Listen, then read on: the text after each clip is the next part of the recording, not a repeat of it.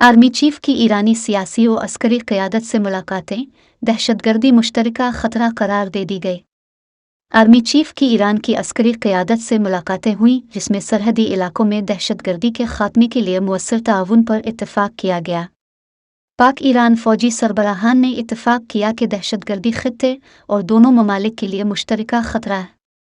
ISPR के मुताबिक दोनों मुल्कों की अस्करी क़यादत ने इंटेलिजेंस शेयरिंग ऑपरेशन के ज़रिए दहशतगर्दी के ख़ात्मे के अज़्म का इजहार किया। आर्मी चीफ को ईरानी अफ़वाज के दस्ते ने मिलिट्री हेडक्वार्टर्स में गार्ड ऑफ ऑनर पेश किया। ISPR का कहना है कि आर्मी चीफ ने ईरान के सदर इब्राहिम रईसी और वज़ीर ख़ारजा हुसैन अमीर अब्दुल्ला से भी मुलाकात की, जिनमें इलाकाई अमन के लिए पाकिस्तान ईरान दो तरफ़ा ताल्लुकात की अहमियत पर तबादला ख्याल किया गया।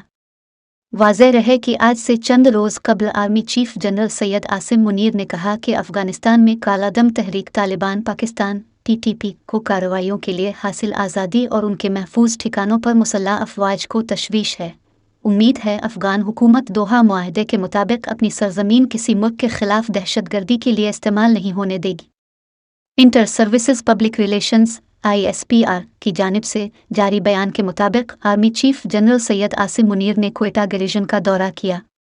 आर्मी चीफ को रोब के हालिया दहशतगर्द हमले के बारे में ब्रीफिंग दी गई। आर्मी चीफ ने इस मौके पर शुहदा को भरपूर खराज तहसीन पेश किया। आर्मी चीफ ने CMH क्वेटा में ज़ख्मी जवानों की इयादत की और कौम के लिए उनकी खिदमत और अज़्म को सराहा।